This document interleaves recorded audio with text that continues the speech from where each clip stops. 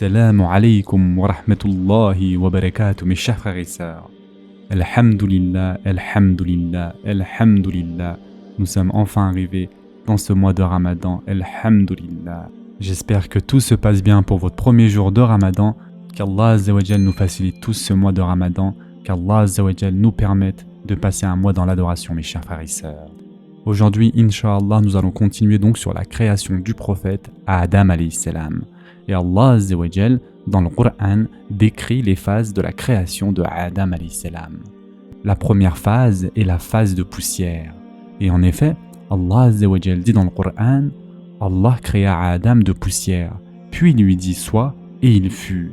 Surat Al-Imran, verset 59.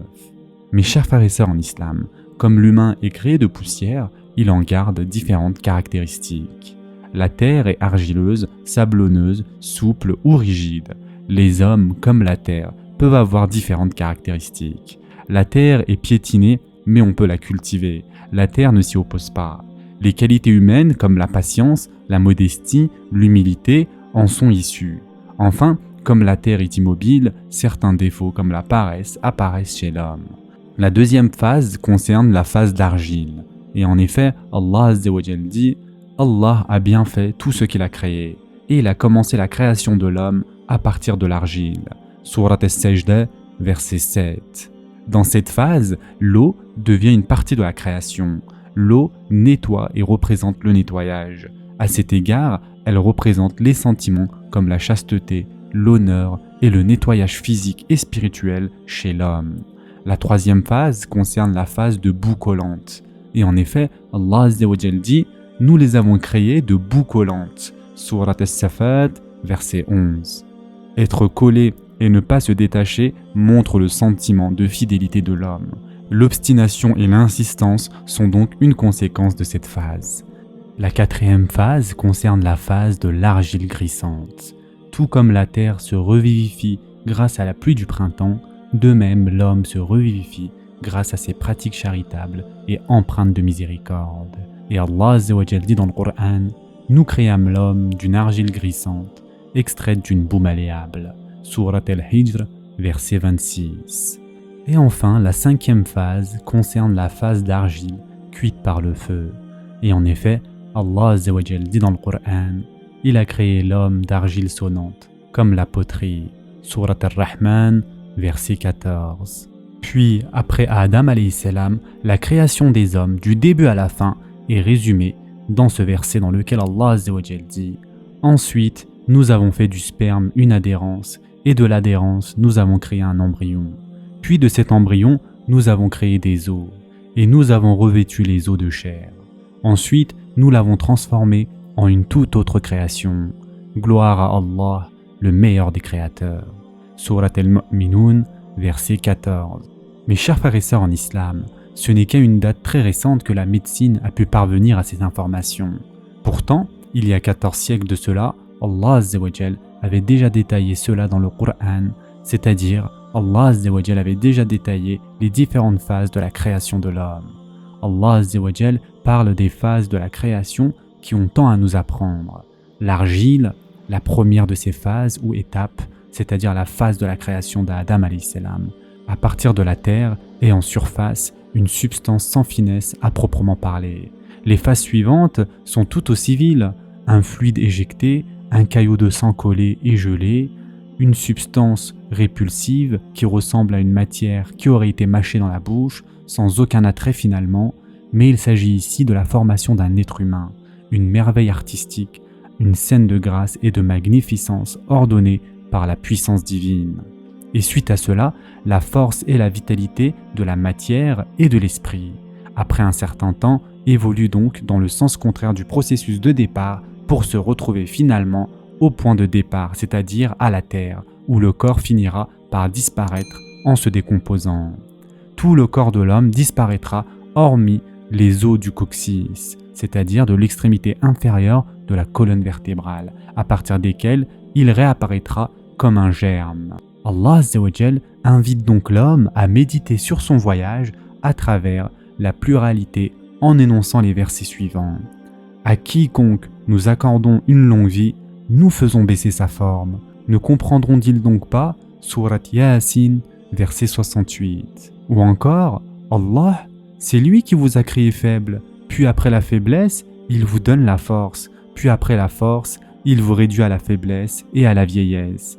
Il crée ce qu'il veut et c'est lui l'omniscient, l'omnipotent. Sourate Ar-Rum, verset 54. Et enfin, c'est d'elle, c'est-à-dire la terre, que nous vous avons créé, et en elle nous vous retournerons, et d'elle nous vous ferons sortir une fois encore. Sourate Taha, verset 55. Ces versets, mes chers frères et sœurs, montrent que l'homme, dans ses différentes phases, est confronté au changement permanent. Étant donné que la vie de l'homme est temporaire, tout ce qu'il possède en termes de force, de pouvoir et de compétences n'est donc pas éternel. L'être humain possède les caractéristiques de la terre parce qu'il en est issu. Il arrive à un moment où la terre se dessèche et brûle sous l'action de la chaleur et de son besoin en eau. Durant toute une saison, elle résiste à l'assaut de l'hiver et elle ne se renouvelle qu'avec les pluies abondantes du printemps. Elle expose alors l'écho de la puissance divine à travers des milliers de beautés, de couleurs, de senteurs et de mélodies. L'homme a un destin similaire à la terre.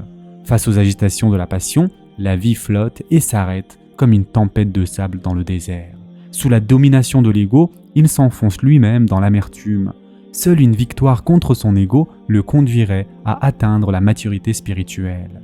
Les sentiments de charité et de miséricorde trouveraient le discernement à l'instar de la terre qui se renouvelle par les pluies du printemps. Ainsi, à travers les grâces qui lui parviennent, il sera une bénédiction pour son entourage, comme une terre fertile pour la satisfaction d'Allah Azza wa Jal. Le corps de l'homme est éphémère, il se nourrit grâce aux produits de la terre et y retourne parce qu'il est fait de terre. Autrement dit, il retourne là d'où il vient, à sa source originelle. Tous les éléments qui constituent la terre, de plus infime au plus grandiose, se trouvent dans l'organisme de l'homme. En définitive, force est de constater que le corps de l'homme est en réalité un aspect d'une partie de la terre. De même que la terre est différente par son aspect, similairement, l'homme possède des caractéristiques différentes sur le plan physique et caractériel. Le prophète, sallallahu alayhi wa sallam, a dit à ce propos: Allah a créé Adam d'une poignée tirée de toutes les parties de la terre. C'est pourquoi les enfants d'Adam sont à l'image de la matière terrestre dont ils furent créés. On trouve parmi eux le blanc, le noir, le rouge et ceux qui ont un teint métissé. On trouve aussi parmi eux le mauvais, le bon, le doux, le dur et ceux qui ont des qualités intermédiaires. Et ce hadith a été rapporté par Abu Daoud. Comme nous le savons, mes chers frères et sœurs, la terre est composée d'éléments comme le fer, l'aluminium, le phosphore, le calcium, le cuivre, etc. La nature et la qualité de la terre sont déterminées en fonction de la proportion de la densité des éléments et des minéraux qui s'y trouvent. La terre tire quelques-unes de ses particularités telles que la solidité, la malléabilité et la variété de couleurs en fonction des propriétés de ces éléments et de ces minéraux.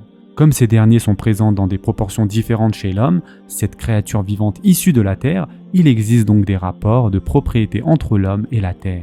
Ainsi donc, par analogie, les hommes peuvent être âpres, doux ou pleins de vivacité, tout comme la terre. Elle est fertile pour certains et demeure infertile pour d'autres, quel que soit le labeur qu'ils déploient à son égard. Parlons maintenant, mes chers frères et sœurs, du souffle vital. Après avoir créé l'homme, à partir de terre, Allah Azza wa Jal lui insuffla la vie en lui accordant la primauté sur toutes les autres créatures. La vie chez l'homme ne débuta qu'avec le souffle de l'esprit. À cet égard, ce souffle insufflé, avant toute chose, est une valeur octroyée aux serviteurs d'Allah Azza wa Jal, constituant aussi le point de départ de son existence. Et en effet, Allah Azza wa Jal confirme ainsi qu'il insuffla à l'homme son souffle vital dans le Coran. Et dès que je l'aurai harmonieusement formé, c'est-à-dire à Adam, et lui aurai insufflé mon souffle de vie, jetez-vous alors prosterné devant lui. Sourate Al-Hijr, verset 29. C'est grâce à l'action de ce souffle divin que l'homme parvint à reconnaître son Seigneur, à le servir, à se consacrer de toutes ses forces, à magnifier sa grandeur et son mystère. Ici, le cœur ne représente pas un organe physique, mais plutôt l'emplacement d'une lumière spirituelle, qui est le centre des sentiments. Maintenant, mes chers frères et sœurs, parlons des 5 phases de l'âme. La première phase est la phase de l'absence. Et en effet, Allah Azza wa Jal dit dans le Coran, s'est-il écoulé pour l'homme un laps de temps durant lequel il n'était même pas une chose mentionnable? Surat Al-Insan, verset 1. La deuxième phase concerne la phase de l'existence dans le monde des âmes. La troisième phase concerne la phase de l'envoi de l'âme créée dans le corps.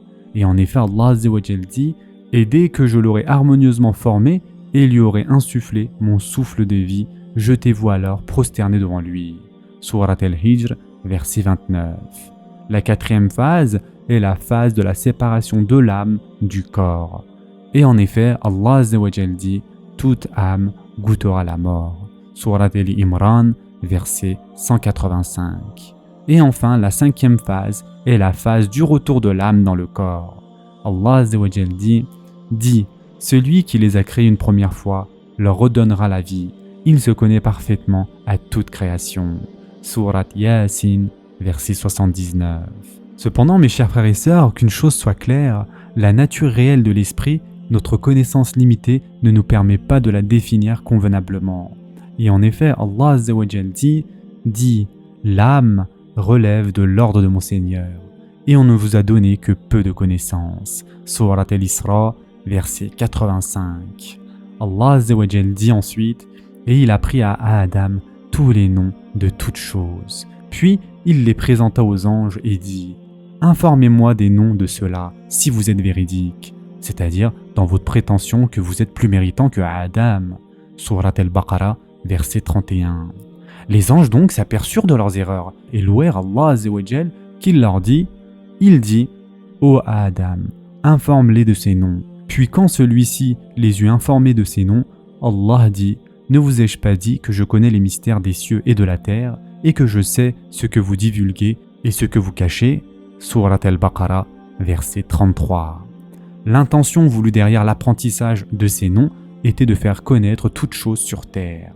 Nous apprenons ici que nous ne pouvons pas de nous-mêmes connaître comme il se doit la nature de l'art divin ou la réalité des choses, les secrets de la création ni la sagesse qui en découle. La vérité et le mystère de toutes les choses peuvent devenir apparents dans la mesure où le cœur est capable de percevoir. Par conséquent, la capacité de connaître Allah Azza wa Jal n'est seulement possible qu'en jouissant d'une vie où le cœur est dans un état de conscience sensible. On ne parvient à l'absolue vérité qu'avec le cœur parce que la raison et les 5 organes sensoriels sont la limite même de la sensation. Des facultés telles que la vue et l'ouïe sont des limitations définies par la raison. De cela, le voyage ne peut que se poursuivre qu'avec un cœur ayant la capacité de percevoir la lumière des attributs d'Allah Azza wa Jal, ainsi que le mystère et la sagesse de la création. Et Allah Azza wa Jal dit à ce sujet, j'accorderai à l'homme une âme qui lui permettra de percevoir le nom des choses, les mystères, la sagesse pertinente, la beauté et mon œuvre créatrice. De prime abord, ce sont les prophètes qui ont été en mesure de saisir cette vérité et ses secrets, puis les amis d'Allah qui ont suivi leurs traces. On va s'arrêter ici pour aujourd'hui. Inch'Allah, la prochaine fois, c'est-à-dire demain, nous verrons donc la prosternation des anges devant Adam alayhi salam. Nous parlerons aussi, Inch'Allah, de la création de Hawa et son union avec Adam alayhi salam. En attendant, je vous souhaite dès maintenant un bon iftar. Prenez soin de vous mes chers frères et sœurs et à très prochainement. Inch'Allah.